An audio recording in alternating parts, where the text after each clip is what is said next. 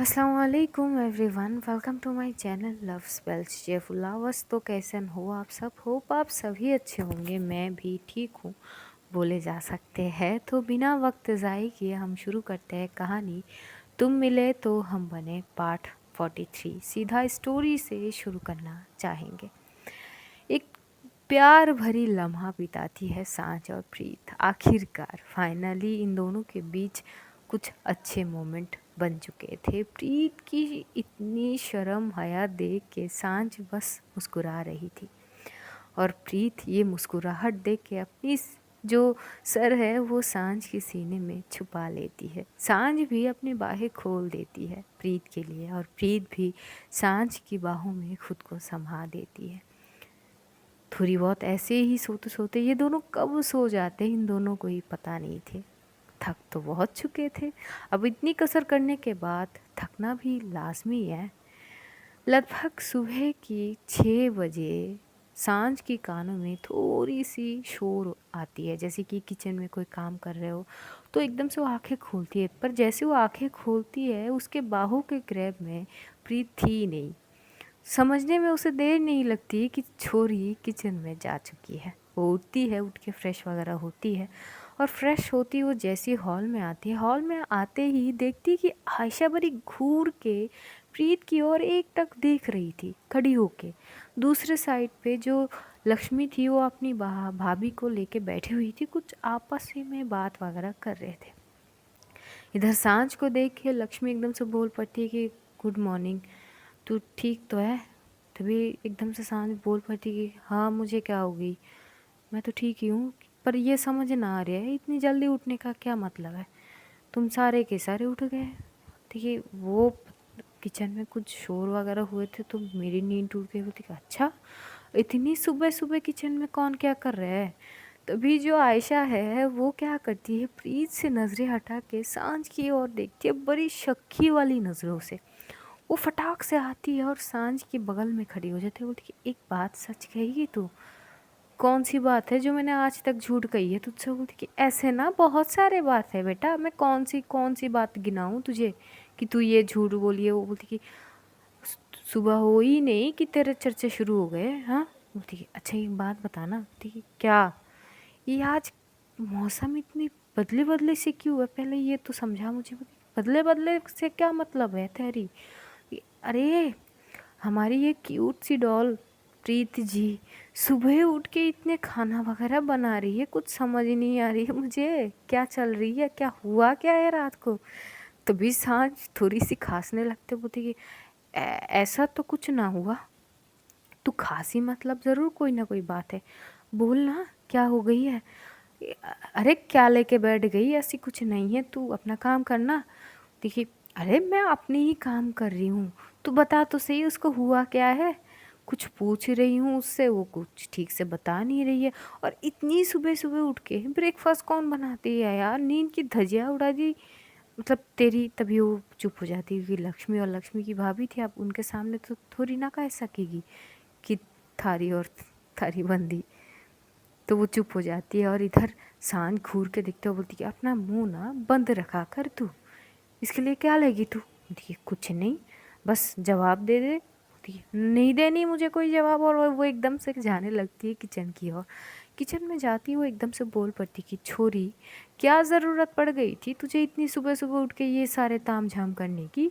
हाँ, लोगों की नींद खराब कर दिए तूने। तो जैसे वो एकदम से जाती है, प्रीत तैयार नहीं थी, उसके हाथ से एकदम से धड़ाम से वो जो है बर्तन गिर जाते हैं डर के मारे। तभी सांझ बोलती कि आराम से खा, थोड़ी ना जाऊंगी तुझे, इतना क्या डर रही है। प्रीत बोलती कि वो नहीं मतलब एकदम से आप आई, मैं तैयार नहीं थी। तभी आयशा बोलती कि क्यों प्रीत, वो तुम्हें खा थोड़ी जाएगी, इतनी क्या डरती हो तुम इससे? हाँ, और ये बताओ आज हुआ क्या है तुम्हें? मुझे तो कुछ नहीं हुई। देखो हम लॉयर्स हैं, हमारी आंखों से ना कुछ नहीं छुपते। यू नो ना, कितनी दफ़ा मैं तुम्हें बोल चुकी हूँ। हाँ, तुम्हारी ये बदले बदले से तेवर ना कुछ खटक रही है मुझे। और ये चमक रही हो इतनी, क्या बात हो गई, ऐसा क्या हो गई है रात में, ज़रा ये बताना। तो प्रीत तो पूरी शर्म से लाल ही लाल हो जा रही थी और सांझ जो है वो आयशा को घूर के देखते हुए बोलती कि हो गई थारी, हाँ और कुछ कहनी है या मैं यहाँ से जाऊँ? बोली ना ना तू रुक, तू रुक, तू कहाँ जा रही है? मैं तो प्रीत से बात करना। बोली हाँ तो कर लेना छोरी से बात। कि हाँ पर उसके साथ तू भी तो कनेक्टेड है ना, हुआ क्या है? तभी एकदम से प्रीत बोलती है कुछ भी नहीं, कुछ भी तो नहीं हुई। बोलती है हाँ हाँ तुम्हारी अटक अटकने से बोलने पर मुझे समझ आ रही है प्रीत कि कुछ तो हुई है, पर बता नहीं रही हो क्या हो गई है। तभी सांझ बोलती कि तू यहाँ से चल, और सांझ आयशा को खींचते हुए वहाँ से लेके आते हैं। अब इतनी भी ना समझ तो आयशा भी नहीं है, कुछ कुछ चीज़ें वो खुद ही समझ जाती है, पर वो छेड़ रही थी थोड़ी बहुत, माहौल को ठीक करने की कोशिश कर रही थी, क्योंकि अजीब सी कशमकश वाली माहौल थी। सब लोग परेशान थे कि पता नहीं अब कौन से क्या कांड होने वाले हैं। वहाँ से प्रीत सबके लिए ब्रेकफास्ट वगैरह ला रहे थे, तब जाके जो लक्ष्मी थी उसको प्रॉपर वो सारी माझला समझ आती है कि प्रीत का क्या माझला है, क्योंकि प्रीत के पिताजी जब बात कर रहे थे लक्ष्मी वगैरह सब सुन चुके थे। तो लक्ष्मी एकदम से सांझ की ओर देखती है, तब प्रीत किचन में गई थी कुछ लाने के लिए। तभी वो पूछ लेती कि सांझ वैसे ही तुझसे ये गाँव से रिश्ता कुछ अच्छे खासे नहीं है, फिर भी ये प्रीत के चक्कर में तूने फिर से दोबारा कुछ ना कुछ हरकतें ज़रूर करी है और ये सब की। तभी सांझ बोली कि कितना पता है तुझे? जितना पता नहीं उस बारे में बात ना ही करे तो अच्छी बात है। तो लक्ष्मी चुप हो जाती है, उसके पास और कोई जवाब होते नहीं है। जो सांझ है वो लक्ष्मी की भाभी से पूछती है कि आप ठीक हो, तबीयत अब बेटर है पहले से? क्योंकि आज हमें पुलिस स्टेशन जानी है, आपकी स्टेटमेंट चाहिए उन लोगों को। हालांकि मैं उन लोगों को पहले ही आपकी वॉइस रिकॉर्डेड जो क्लिप थी मेरे पास वो मैं दे चुकी थी, जिसके कारण उन लोगों को अरेस्ट कर पाए हैं। लेकिन सबसे महत्वपूर्ण चीज़ आपकी खुद की अब स्टेटमेंट जो पुलिस वाले लेंगे, तो बीपी पैड और डरना नहीं है, और ख़ास करके किसी को बचाने की कोशिश तो कतई ना करिए आप। जो सच है केवल वही बोलेंगी आप। तभी एकदम से जो लक्ष्मी की भाभी जी है वो बोलती कि हाँ हाँ जी जैसा आप कहोगे। तो बोलती कि हाँ पहले खाना वगैरह खा लेते फिर हम निकलेंगे यहाँ से। तो सब लोग खाना वगैरह खा लेती है, प्रीत भी आती है, वो भी खा रही थी, लेकिन प्रीत आज कुछ ज़्यादा ही शर्मा रही थी, छुप छुपाते हुए नज़रों को वो खाना जैसे जैसे खा ली थी। अब सांझ के साथ लक्ष्मी की भाभी आयशा जाएगी तो प्रीत को अकेली थोड़ी ना छोड़ेगी वो, तो प्रीत को लेके भी ये लोग जो जीप थी वहाँ से रवाना होते हैं पुलिस स्टेशन की ओर। लेकिन जैसे ही थोड़ी और आगे बढ़ते ही है पुलिस स्टेशन से बस थोड़ी ही दूर में कि एक गाड़ियों की काफिला आके इस जीप को पूरी तरह से घेर लेते हैं। और बिल्कुल सांझ की गाड़ी के सामने जो गाड़ी में शख्स बैठा था वो कोई और नहीं, सांझ के चाचा जी थे। सांझ को समझने में ज़रा सा भी वक्त नहीं लगते कि ये सारे तामझाम आखिरकार सरपंच जी की ही है। वो चाहते ही नहीं है कि लक्ष्मी की भाभी पुलिस स्टेशन तक पहुँचे, क्योंकि वो हो जाएंगे तो शायद सरपंच जी उस छुरे को बचा नहीं पाएंगे। अब तो बात उंगली तो उन पे भी उठेंगे। अब सांझ एकदम से सबको बोल देती है कि कारी से कोई भी नहीं उतरेंगे, केवल मैं ही उतरूंगी। ये बोलते हुए वो जीप से उतरती है और एकदम से उसकी चाचा के कार के सामने खड़ी हो जाती है। अपनी दोनों हाथ को बड़ी एटीट्यूड के साथ वो फोल्ड कर लेती है। फिर गाड़ी से उसके चाचा जी उतरते हैं और उसके सामने खड़े हो जाते हैं। सांझ बोल पड़ती है कि अच्छा तो आपके सरपंच जी ने आपको भेजे है मुझे रोकने के लिए, क्यों? उनमें हिम्मत ना है क्या मेरे सामना करने की? डर गए क्या? या फिर सच्चाई दिखाई दी तो अब सच्चाई से रूबरू होने में डर लग रहा है उनको? क्या बात है चाचा जी जो आप आए, आपके भाई साहब है कहा? तभी एकदम से जो सांझ के चाचा जी है वो बोलते कि छोरी थोड़ा कम बोला कर, और बहुत हो गया तेरी ये बगावत वाले खेल, अब बंद कर दे इसको, वरना ना अब की बार तुझे कोई नहीं बचा पाएंगे हम में से। बोले कि बचाना ही क्यों है चाचा जी? मैंने थोड़ी ना कहा है कि बचा लो मुझे, ना तो मैं गिड़गिड़ा रही हूँ और ना ही मिन्नती कर रही हूँ आपसे, और ना ही आपकी उस सरपंच जी से। वो सरपंच जी ना कोई और नहीं, थारी ही पाप है, तो तमीज़ से बात कर। वो देखिए चाचा जी, वैसे क्या है ना, आप लोगों ने कुछ तमीज़ वाली बात चीज़ें करे तो नहीं है आज तक कि तमीज़ से पेश आऊँ, फिर भी मैं दे रही हूँ तमीज़, बात कर रही हूँ, वही बहुत है आप लोगों के लिए। गलत चीज़ों के अलावा आप लोगों ने किया किया है ज़रा बताएंगे? हाँ, आज तक किसी लड़की के लिए आवाज़ तक ना उठा पाए आप लोग। अच्छा चलिए मैं आपसे सीधा पूछ लेती हूँ, अगर लक्ष्मी की भाभी की जगह हमारी स्वीटी होती तो क्या करते आप? तभी एकदम से बोलती कि ज़बान संभाल के बात कर ले छोरी, मैं थारी बाप ना हूँ। देखिए मुझे पता है कि आप सरपंच जी ने हो, पर फिर भी कहते हैं ना कि चीज़ें जब अपने ऊपर आते हैं ना तभी इंसान के होश आते हैं, तब तक होश में नहीं होते ना, ये हकीकत से है। आप बताइए तो सही। जो सांझ के चाचा जी है वो चुप हो जाते हैं, और वाकई में हम तब तक चीज़ों को समझ नहीं पाते जब तक चीज़ें हमारे ऊपर बीतते नहीं है। जब हमारे ऊपर बात आते हैं ना तो फट जाती है, बिल्कुल वैसी ही। अब सांझ के चाचा जी के पास कोई जवाब नहीं थे, पर वो जाना तो नहीं देंगे इतनी आसानी से, तो बिल्कुल नहीं, कतई नहीं। सांझ बोलती कि मुझे तो आप किसी भी वे में रोक नहीं सकते। आप 100 क्या 100 से भी ज़्यादा गुंडे वगैरह ले आओ, पर मुझे रोक नहीं सकते हो। क्या है ना, कानून मेरे साथ है, बस एक कॉल लगानी है मुझे, वो लोग अपने आप ही आ जाएंगे। तो ये सब करने से ना कोई फ़ायदा है ही नहीं।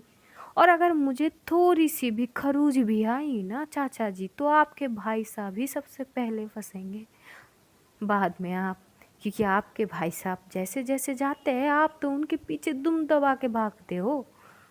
तो आप तय करो, मरना है कि बचना है। और मुझे कुछ हुआ तो आपके भाई साहब तो गए, अब सोच लो करना क्या है। और अगर आप ये धमकी समझ रहे हो तो सही समझ रहे हो चाचा जी, अब तक तो बहुत लाजमी तरीके से पेश आ रही थी, लेकिन अब ना पानी सर के ऊपर से जा रहे हैं, तो अब तो मैं ऐसी ही पेश आऊँगी। अब इसमें आपको लगे कि मैं बगावत पे उतर आई हूँ फिर से, तो फिर से ही सही, पर इस बार ना चीज़ें ठीक करके ही जाने हैं इस गांव से, इससे पहले नहीं। तो इससे ये बेहतर होगी कि आपने सारे लोग वगैरह को लेके जाइए और हॉस्पिटल में जाके पहरा दीजिए अपनी सरपंच जी को, मुझे रोकने की कोशिश ना करे। ये बोलते हुए वो जाके अपनी जीप पे बैठ जाती है और हॉर्न पे हॉर्न बजा रही थी इतनी ज़ोर ज़ोर से कि ना चाहते हुए भी सांझ के जो चाचा जी है वो अपने लोगों को इशारा कर देते हैं, तो साइड कर दिए जाते हैं। और वहाँ से सांझ सीधा लक्ष्मी की भाभी को लेके पुलिस स्टेशन पहुँचते हैं। और पुलिस स्टेशन पहुँचते ही जो राकेश थे वो तो सांझ को देखते ही बौखला जाता है। मतलब अगर उसके बस में हो तो वो लॉकअप तोड़ के सांझ के ऊपर वार करेगा, इतना ज़्यादा, लेकिन वो कर भी नहीं कुछ सकता है। वहाँ पे लक्ष्मी की भाभी की पूरी स्टेटमेंट दिए जाते हैं, संपूर्ण स्टेटमेंट, शुरू से लेकर अंत तक कैसे कैसे अत्याचार करे गए हैं उसके ऊपर, कैसे उसके 2 मासूम बच्चे जो दुनिया में आए भी नहीं थे, केवल लड़की होने के कारण उनको मार दिए गए पेट में ही। इतनी घिनौनी हरकतें वो बयां करते वक्त उसकी पूरी की पूरी अंदर से झिंझोर सी जाती। आखिरकार माँ थी वो, रोते रोते वो सारी चीज़ बोल रही थी। और वहाँ के एक लेडी कांस्टेबल जो थे वो उसकी पूरी की पूरी बयान वो लिख रही थी, और बाद में वो एक सिग्नेचर कर देती है। और उसके बाद जो सांझ है वो सीधा लॉकअप के साइड पे जाती है और जाके बोलती है कि खुद को मर्द समझता है, औरत के ऊपर अपना जोर तू कर सकता है, इसीलिए तू खुद को मर्द समझता है ना, लेकिन ये कैसे भूल गया कि तुझे पैदा करने वाली भी खुद एक औरत ही है। हाँ, औरत को अपनी जागीर समझ के रखे थे ना, तो आज तेरा ये अंत की शुरुआत ना एक औरत ही के कारण हुआ है, ये बात हमेशा याद रखना तू। और अगर ज़्यादा उड़ने की कोशिश करेगा ना तो कसम है तुझे उड़ने तक का मौका तो दूर की बात है, तुझे चलने तक का मौका नहीं दिए जाएंगे। और मेरा ये शक्ल ना ठीक से याद कर ले, तूने जो मेरे साथ किया ना उसका तो मैंने कुछ करे भी नहीं है, उसके लिए तो मैंने तेरे ऊपर एक आँच भी नहीं डाले। और अभी जो तेरी हालत है ना ये सब कुछ तेरे किए करा का कर्म फल है, भुगत। और यहाँ से वो एकदम से लक्ष्मी की ओर देखती है।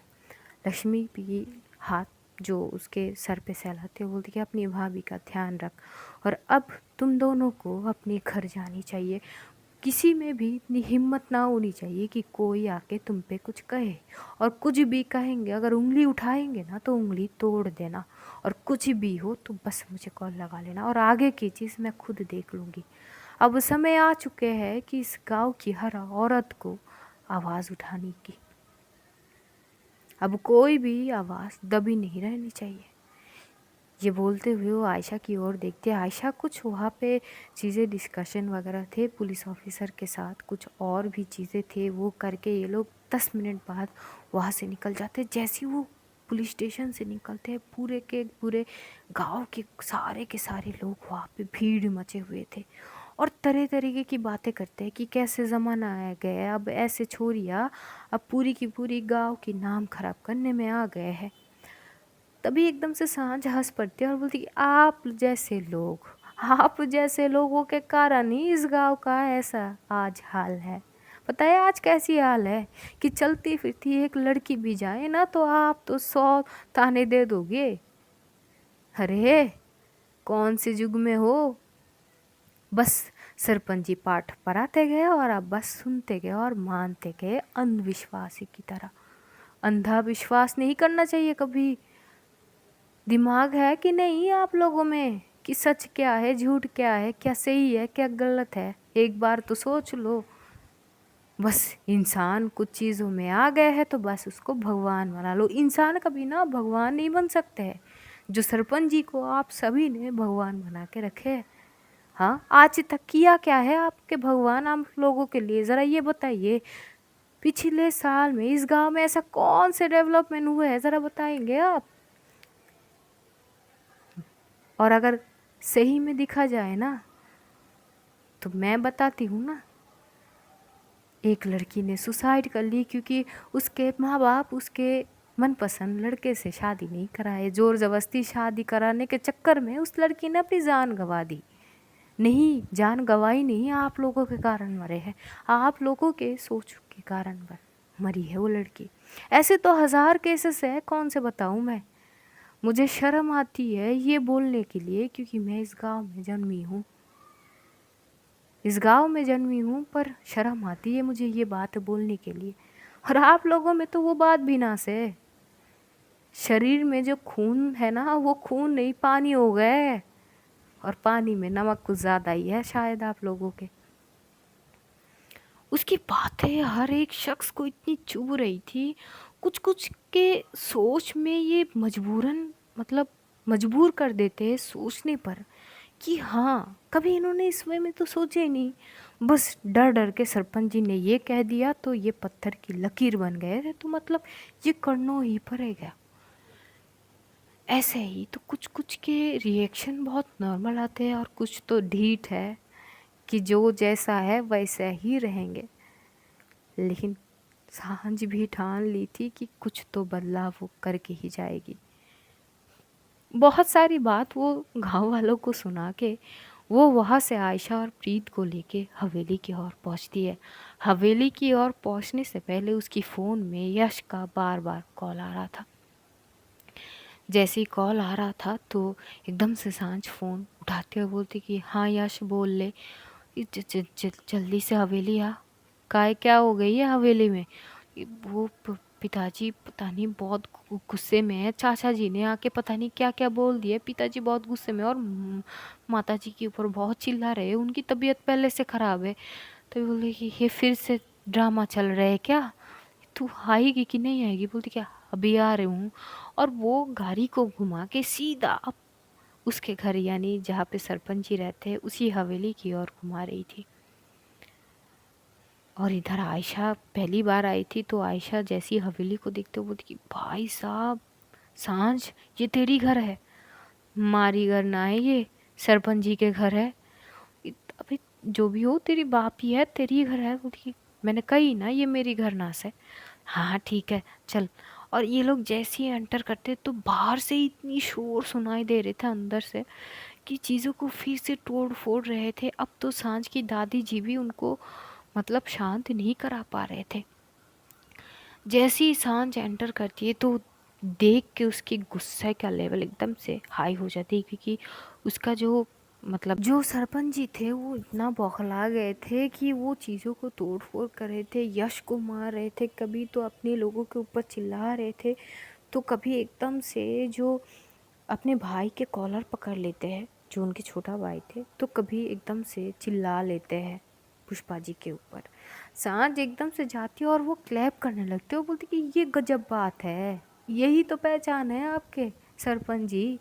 हाँ, कुछ करने की हिम्मत तो खुद के ना है, बस दूसरों के ऊपर बिल फाड़ देनी है। आपकी गुस्सा है, आप मुझ पे गुस्सा हो, समझ आते हैं, पर वही गुस्सा आप मुझ पे दिखाओ ना। क्यों इन मासूम के ऊपर गुस्सा दिखा रहे हो? यश ये तो आपसे इतना प्यार करता है कि आप कहोगे कि तुम मर जा, वो मर भी जाएगा। हाँ, और पुष्पा जी जो इतनी सालों से अंधों की तरह एक रिश्ते को निभा रहे हैं, ये ना सोच के कि क्या गलत है क्या सही है, ना पत्नी धर्म निभा रहे हैं। और आपके भाई, इनका क्या गलती है, क्या दिक्कत है? बस मैंने आईना क्या दिखा दिए आपको, आप तो बौखला गए। वैसे सरपंच जी एक कहावत है पता है ना, कर्मा हीट्स बैक। आप ही की किए करा आज आपके सामने है। पता है आज आपके गांव वाले कुछ तो इतनी ना समझ है कि इतना ढीठ है आप ही की तरह कि हजार समझा लो पर समझेंगे नहीं। पर कुछ समझदार भी निकले जो मेरी आसान शब्दों को बेहद अच्छी से समझ गए। अब तो मैं अकेली थी बगावत पे, अब इस गांव में ऐसे कई सारे औरतें आएंगे बगावत पे आवाज़ उठाने के लिए, पर मुझे ये जाननी है कि आप कितनों की आवाज़ दबाओगे। हाँ, मुझे ये जानना है आपसे। सरपंच जी इतने गुस्से में थी कि वो जाती है और खींच के एक लगाती है सांझ की गाल पे रख के, इतना ज़ोर से लगाती है कि सांझ की होठले जो लिप्स के साइड से थोड़ी सी खून बहने लगते हैं। सांझ अपनी मुट्ठी कंच लेती है, बस वो कुछ नहीं बोलती कि दूसरा थप्पड़ लगाते हैं। लेकिन तीसरे थप्पड़ जैसे ही वो लगाएंगे कि पुष्पा जी एकदम से हाथ पकड़ लेते हैं, वो बोलती कि बस बहुत हुए, मैं इतनी साल तक आपको कुछ कही नहीं, क्योंकि कहीं ना कहीं मुझे मेरी रिश्ता बहुत प्यारी है। मैं ये समझती रही कि कहीं ना कहीं किसी दिन तो आप अपनी बेटी को समझेंगे, किसी ना किसी दिन तो आप अपनी बेटी को समझेंगे, पर आप अभी तक उसको समझ ही नहीं पाए हैं। वो आप ही की खून है। ये जो आपकी आलीशान वगैरह सारी चीज़ है ना, ये कहीं ना कहीं इसी की बदौलत है। आप भूलो मत पंडित जी ने क्या कहे थे, अगर ये ना होती ना तो आप कुछ भी ना होते। तभी सरपंच जी ये बोलती कि अच्छा, तो ये सारी चीज़ इसकी बदौलत है, तो आज जो मेरे साथ हो रहा है ये भी सारी चीज़ यही है। तभी बोलती कि नहीं, अभी तो इसने कही है ना कि आपकी किए का कर्म ही ये सारी चीज़ आज आपको यहाँ तक खींच लाए है। आखिर मेरी बेटी ने गलत क्या कही है? हमेशा उसको उसके साथ आपने जो करे है ना, कोई दुश्मन भी ना करे। कितनी दफ़ा आपने उसको मारने की कोशिश करे, आपको भी पता है। हाँ, तभी एकदम से सांझ बोल पड़ती कि क्या पुष्पा जी, काहे पुरानी बातों को एकदम से खींच लाई हो। तभी पुष्पा जी बोलती कि नहीं आज कहने ही दे, तू ही तो कहती है कि इतनी साल तक मैं आवाज़ उठाई नहीं हूँ, तो आज उठा ही दे, मुझे उठाने दे। इनको थोड़ी इनकी चीज़ें बताने दे मुझे, मैं भी तो बताऊँ कि इनके हरकतें कैसे है। आप एक बाप हो, इसी के बाप हो, ये पहली बेटी है आपकी, हमारी बेटी है, आपकी खून। 9 महीने अपनी शरीर के खून को सिसक के मैंने इसको जन्म दी थी। आप इसको मारना तो चाहते थे, पर पंडित जी की बात के, क्योंकि उसमें कहीं ना कहीं आप ही के मतलब थे। पर जैसे तैसे ये दुनिया में आ तो गई, पर उसके बाद से कभी एक पल के लिए भी आपको ये एहसास भी हुई कि एक बार जाके उसको थोड़ी सी वो बाप वाला ही प्यार दे दूं? दिया आपने आज तक? नहीं दिया। जब छोरी धीरे धीरे बड़ी होते गई, तब भी बस उसको ठोकरी ही मिली आपसे। लेकिन जब यश हुआ तब चीज़ें और बदल गए। ऐसा तो लगने लगा है कि आपका केवल एक ही बेटा है और वो है यश। इससे कोई मतलब था ही नहीं आपका। और जब छोरी और बड़ी हो गई, वो पढ़ने लगी थी, तब आपके आंखों में चुभने लगे थे। आपका कहना था कि छोरियाँ पढ़ाई नहीं करते हैं, और यही सोच आज भी गांव में है। ज़्यादा पढ़ने नहीं देते हैं छोरियों को, हाथ पीले कर देते हैं। ये ना आप ही के सोच के कारण है। और इसी सोच के कारण आपको पता भी है कि कितने लड़कियों की ज़िंदगी बर्बाद हो चुकी है, कितने अपनी जान गंवा दी है, कितने माँ बाप बे औलाद हो चुके हैं। आपको ज़रा सा भी इल्म है? तभी एकदम से सरपंच जी बोल पड़ती कि अपनी आवाज़ नीचे करके बात कर। तभी एकदम से सांझ की दादी भी बोल पड़ती कि बहुत हो गई है। हाँ, क्यों वो आवाज़ दबाएगी अपनी? अब जब बोलने लगी है तो बोलने का मौका तो दे उसको। सुन तो ले तू कि तूने अब तक क्या हरकतें करे हैं, मैं भी तो जानूं। तभी सांझ बोलती कि क्या ज़रूरत है दादी जी। तभी एकदम से जो पुष्पा जी है वो बोलती कि कहने देना मुझे। और तभी सांझ की फ़ोन में एक कॉल आती है, तो सांझ एकदम से थोड़ी सी बाहर साइड पे हो जाती है। प्रीत और वहाँ पे जो आयशा थी वो खड़ी थी। आयशा तो पूरी शॉक्ड, क्योंकि उसे पूरी डिटेल्स नहीं पता थी, और जैसे जैसे चीज़ें सुन रही थी उसके रोंगटे खड़े हो जा रहे थे। प्रीत को इस गांव के बारे में बहुत अच्छे से पता है, पर जब सांझ की बात आती है तो उसकी दिल एकदम से घबरा उठती है। वो उसको फील होती कि वो सारे पल जो सांझ के साथ घटी है, वो सारी चीज़ खुद वो खुद बिता रही है, वो हर एक पल को। तब जाके एकदम से सरपंच जी बोल पड़ता, हाँ तो क्या हुआ? हाँ, मेरा सोच गलत कहाँ से हो गए? बोलते कि आपका सोच शुरू से ही गलत है। और हदें तो तब पार किए जब आपने मेरी बेटी की ओर गोली चलाई उसके सीने में। क्या आपके हाथ ना कांपे? और इससे भी बड़ी हरकत तो तब हुई जब वो इस गांव से तो चली गई थी, जब आपने उस पे दोबारा वार किए। आपने तो उसको इतनी हालत पे कर दिए कि वो अब भी एक समय शायद उसके याद से गायब हो चुका है। तभी एकदम से आयशा बोल पड़ती है कि ये क्या मतलब है आंटी जी, मैं समझी नहीं, मतलब क्या बोल रहे हो आप?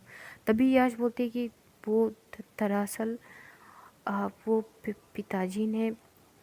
पिताजी को पता चल गए थे कि सांझ मुंबई में है, वो पढ़ाई कर रही है। ये शायद आपके मिलने से बहुत पहले की बात है। हाँ यार, मुझे कुछ समझ ही नहीं आ रही है, ऐसा लग रही है कि मुझे अभी सुनाई दे रही है ये सारी चीज़। ज़रा डिटेल में बताओगे? तभी एकदम से जो सरपंच जी चिल्लाने लगते, तभी सांझ की दादी जी बोलती कि बस कर तू, सुनने तो दो, तूने ऐसा क्या कर दिया जिसके कारण आज जो कभी ना बोली मेरी बहू आज बोलने लगी है? मैं सुन तो लूँ। तब जाके पुष्पा जी बोलने लगती है, जब सांझ जैसे तैसे बच के यहाँ से मुंबई के लिए रवाना हो गई थी, हॉस्पिटल में एडमिट वगैरह थी, कुछ दिन तक वो हॉस्पिटल में थी, ट्रीटमेंट उसके चल रहे थे, काफ़ी हद तक वो ठीक हो चुकी थी, वो एडमिशन ले चुकी थी कॉलेज में, कि तब सरपंच जी को ये पता चल गए थे कि वो ज़िंदा है, और वो कहाँ है और कौन सी कॉलेज में वो पढ़ाई कर रही है, कि उन्होंने अपने आदमियों को वहाँ पे भेजे हैं सांझ को मारने के लिए। और कहीं ना कहीं वो लोग कामयाब भी हो जाते हैं सांझ के ऊपर वार करने के लिए, कर भी लेते हैं। वो सांझ की कंडीशन इतनी ख़राब थी, वो जिस कंडीशन में थी वो बेहद ख़राब थी, वो कोमे में जा चुकी थी। हालात उसकी इतनी ख़राब हुई थी क्योंकि उसके सर पे बहुत ज़्यादा वार वगैरह करे गए थे। उसके ब्रेन के एक नर्व जो है वो पूरी तरह से डिफेक्ट हो चुके थे, जिसके कारण वो अपनी ज़िंदगी से कुछ साल भूल चुकी है। और जब उसे फिर से होश आती है वो फिर से कॉलेज में एडमिशन लेती है और तब जाके आयशा उससे मिलती है। लेकिन बीच का कुछ साल वो पूरी तरह से भूल चुकी थी। जैसे ये सुनती है आयशा अपनी सर पे हाथ मार लेते बोलती कि माय गॉड, इतनी घिनौनी हरकत भला एक बाप कैसे कर सकता है। मुझे मतलब मैं क्या बोलूँ। और इधर प्रीत प्रीत के हाथ काँप रहे थे, उसके होंठ काँप रहे थे, उसकी आंखों से बस आंसू आ रहे थे कि न जाने सांझ ने अपनी ज़िंदगी में कितना दर्द सही होगी, कितनी मुश्किल वक्त से वो गुजारी होगी। उस वक्त उसके साथ कोई नहीं थी। जैसे ये पुष्पा जी कहती है सरपंच जी की सर झुक जाते हैं। सरपंच जी के जो माता जी थी वो जाती और कस के एक रख के रखते हैं उनके गाल पे। मैं सोची थी कि मेरा बेटा है, पर मेरा बेटा इतना खतरनाक निकलेगा मुझे कभी न पता थे। तू मेरा लाडला था, मेरा जिगर का टुकड़ा, पर मैंने ये सीख कतई ना दी थी तुझे। तू अपनी बेटी के साथ अगर ये हरकत कर सकते है तो दूसरों के लिए तू क्या करेगा। वो छोरी की गलती क्या है, बस ये चाहती थी कि थोड़ी सी पढ़ाई करना, शादी नहीं करना चाहती थी, उसके लिए तू इतनी बड़ी हरकतें कर गया। तूने तो जीते जी मेरी परवरिश को एक ही पल में मिट्टी में पैर के नीचे दबोच दिया। ये तो ना मैंने कभी ना सोचे थे। तभी एकदम से सरपंच जी अपनी माता जी के पैर पे पकड़ एकदम से बैठ जाता है। मैंने ये सोचा ना था, पर वो छोरी ने कोई और रास्ता रखा ही नहीं। बोली छोरी कोई और ना से थारी ही बेटी सी बेटी थी, वो है थारी ही खून है उसमें। अपनी ही खून के साथ इतनी घिनौनी हरकत तू कैसे कर सकता है। क्या मैंने क्या पैदा किया है तुझे। पुष्पा जी की आंखों में आंसू थे कि तभी वो आप पे सांझ एकदम से आते हुए बोलती कि हो गई पुष्पा जी बहुत रोना धोना, अब ये सारे तामझाम ख़त्म करो। और सरपंच जी अपनी चीज़ों को ना दूसरों के ऊपर मत थोपो, अब भी वक्त है, सुधर जाओ, वरना यही गांव वाले एक दिन ना आपको दौड़ा दौड़ा के मारेंगे। चल आयशा कुछ काम है, हम चलते हैं। वो जाने लगती है। आयशा तो बहुत शौक थी, वो शांत हो चुकी थी। जैसी वो एकदम से प्रीत की हाथ पकड़ती है तो प्रीत की हाथ ठंडी पड़ चुकी थी। तो वो प्रीत की ओर देखते हुए बोलती अब तुझे क्या हो गई से, क्या हो गई, सांप सूंघ लिया क्या। चलो आज हम कहानी यहीं पे ख़त्म करते हैं, जानेंगे अगले एपिसोड में कि क्या होता है। तब तक अपना ध्यान रखिए, अपनों का ध्यान रखिए, ढेर सारा प्यार बांटिए, खुश रहिए, खुशियाँ बांटिए। Love you all guys, see you soon. बहुत जल्द फिर मिलेंगे, तब तक के लिए खुदा हाफिज़ and see you soon guys. Good night, take care all.